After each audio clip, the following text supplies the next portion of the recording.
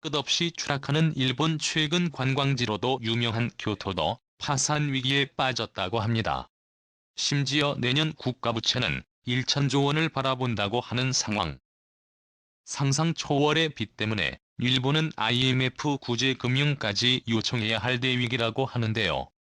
현재 일본 경제의 처참한 상황과 계속해서 한국에게 밀리는 일본의 실태에 대해 지금부터 자세하게 설명해 드리겠습니다. 마을에 도착한 이는 스산한 기운에 흠씬 놀랐습니다. 입구에서부터 느껴지는 꺼림칙한 기운을 떨치고 마을 깊숙이 들어가자 그는 충격에 빠질 수밖에 없었습니다. 분명히 사람이 살고 있는 마을이라고 들었지만 개미 한 마리도 안 보일 만큼 거리를 돌아다니는 이들이 없었기 때문입니다. 문을 닫고 있는 가게들이 즐비한 거리에서 그는 이 마을이 정상적이지 않다는 것을 알게 되었죠.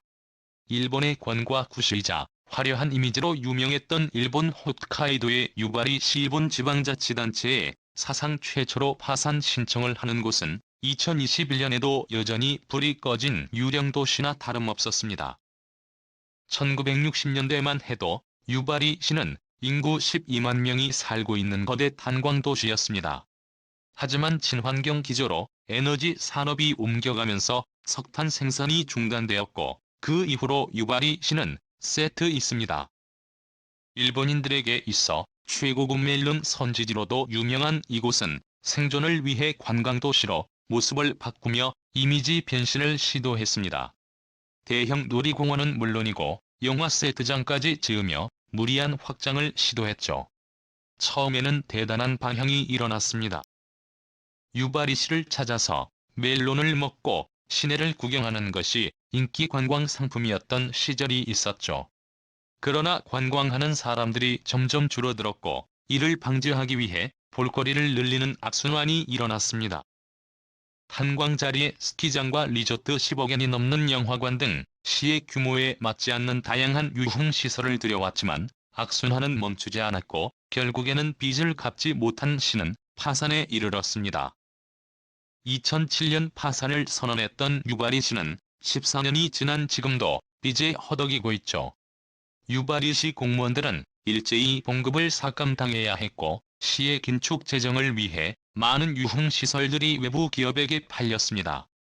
그럼에도 불구하고 흑자 재정을 거두지 못했죠. 지금은 흉물이 된 시설도 철거할 비용이 없어 내버려둘 정도로 일본 정부의 보조금 없이는 시설이 돌아가지 않을 정도입니다. 숨만 붙어있는 상황이라 할 수 있죠. 그런데 작은 탄광도시인 유바리시만이 아니라 초대형 도시인 교토가 유바리시와 마찬가지로 파산할 수 있다는 보도가 나오면서 그동안 일본이 감추고 있었던 빚의 전모가 조금씩 드러나기 시작했습니다. 수많은 사람들에게 일본의 대표적인 관광 도시로 꼽히는 교토를 대표하는 관광지인 기요미즈라는 수만 명의 사람이 매년 들릴 정도로 유명한 장소이죠. 인구나 경제 역시도 안정적이라 평가받았던 교토. 그러나 속내를 살펴보니 심각한 재정 적자를 앓고 있었던 것이 드러난 것입니다. 그 도시의 예상 규모는 약 107조 원인데요. 일본의 대도시 가운데 6위에 해당할 정도로 세수가 많은 곳입니다. 그러나 2005년부터 발생한 적자를 메꾸기 위해 교토는 조금씩 빚을 지기 시작했고 현재 2021년에 이르러 감당하기 어려울 정도로 빚이 쌓여 있다는 사실이 드러났습니다. 2025년에 이르러서 교토시의 재정 적자는 총 2조 9천억 원에 이를 것으로 전망했죠. 세수도 많이 고치고 관광객도 많은 이 도시가 적자를 겪은 이유는 방만한 경영과 버블 당시 지어졌던 시설의 적자 누적이 원인이었습니다. 화려했던 버블 중지 시절 교토는 하루 승객이 18만 명에 이를 것으로 내다보고 도시 규모와 어울리지 않는 지하철을 건설하기에 이른다. 하지만 예측과 다르게 18만 명이 찾는 일은 없었고 지하철 적자는 매년 수백억 원씩 쌓이기 시작했습니다. 더군다나 고령화 사회로 접어든 일본은 고령자에게 경로순 전권 혜택을 주었는데요. 특정 나이를 넘은 노인은 무료로 교통시설을 이용할 수 있는 권리입니다. 교토 시내의 고령자 숫자가 증가하면서 무료로 지하철을 이용하는 인구도 드러났죠. 이외에도 무료 보육 시스템을 비롯한 버블 경제 시절에 지은 구조물들이 막대한 빚으로 돌아오게 되면서 교토는 스스로 위기를 자초했습니다. 2020년부터 시작된 코로나 역시 심각한 위기를 초래했습니다. 그동안 부족한 세수를 관광 허브로 메꾸었던 교토의 민낯이 드러나게 된 것이죠. 교토시는 파산을 막기 위해 공무원들의 월급을 깎고 시설 유료와 전환 고령자들 나이 연령을 높여 세수 확보에 나섰습니다. 그러나 갑자기 사라진 혜택에 반발하는 이들이 늘어나 저항을 받게 되었고 교토는 순식간에 혼란에 빠졌다고 합니다. 야마현 타나베 시도 다리 못쓸 돈이 없어 통행을 차단하는 등 일본 전역에서 비슷한 현상이 속출하고 있습니다. 그동안 풍족하게 살았던 일본이 가난해진 것을 알 수 있는데요. 현재 중앙정부의 빚은 2020년 기준 GDP 대비 2066%에 달합니다.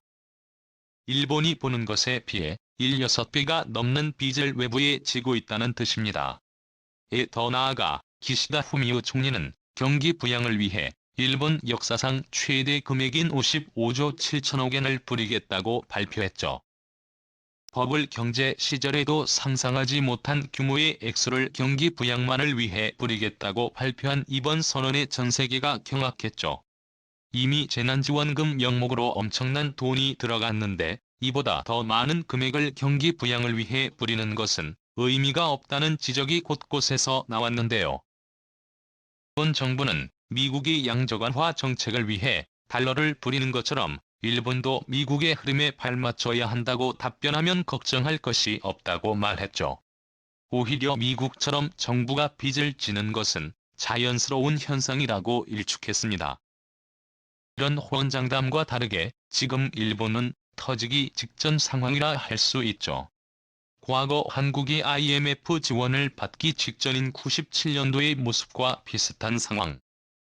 IMF 역시 일본 경제가 위험하다고 말하며 20만 60년 일본은 지금보다 GDP의 25%가 감소될 것이라며 일본 경제를 심각하게 진단했죠. 실제로 정부 부채 1위를 몇 년째 고수하는 일본을 지켜보는 단체들이 많습니다. 국제신용평가단체 무디스는 일본을 의원 등급으로 분류해 한국과 달리 일본은 펀더멘탈에 있어 불안 요소가 있다고 하는 상황. 기시다 총리의 긴급 구제 비용이 들어간다면 걷잡을 수 없이 파산의 길로 들어갈 가능성이 높습니다. 이렇게 된다면 IMF 구제 금융을 일본이 요청할 수도 있게 되죠. 도쿄올림픽과 코로나의 여파 역시 일본 경제를 위협하는 요소입니다. 일본 경제의 주춧돌이라 평가받는 자동차 업계가 감산을 발표하면서 실제 국내 총생산이 0.23조에서 0.56조엔이 줄어들 예정인데요. 토요타의 경우 부품 부족을 선언하며 14개 공장 가동을 일시 중지 생산 대수 역시 당초 계획보다 716만 대로 줄이며 생산 계획도 수정에 들어갔습니다. 혼다 역시 감산 규모를 늘리며 자동차 업계 전반으로 불황이 번지고 있습니다. 일본의 자랑이었다가 현재 일본의 수치로 변한 도시바 역시 사업을 세계로 분할하겠다고 밝혀 일본 사회 전체에 충격을 주었습니다. 는 세계를 호령했던 도시바의 몰락을 일본 경제의 수축을 의미하는데요. 도시바는 미국 웨스팅하우스를 3배나 비싸게 주고 샀지만 웨스팅하우스가 대규모 적자 및 파산을 선언하면서 그 손해를 떠안아야 했습니다.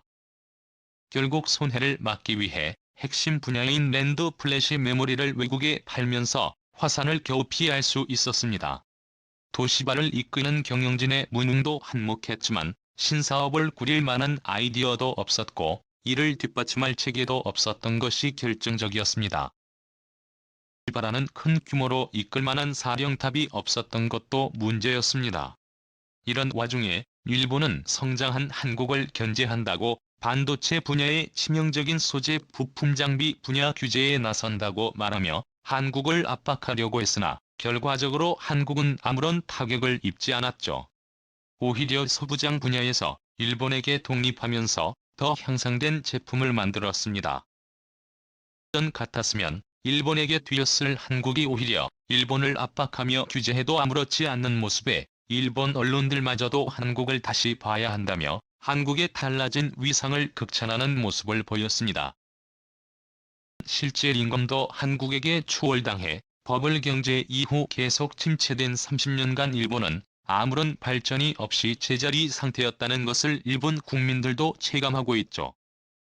90년대의 향수에 젖어 아직도 자신들이 선진국이라 착각하는 일본이 과연 IMF 지원을 받으며 빚을 갚아야 할 때가 다가온다면 여전히 자신만만한 모습을 보일 수 있는지 기대가 됩니다. 시청해주셔서 감사합니다.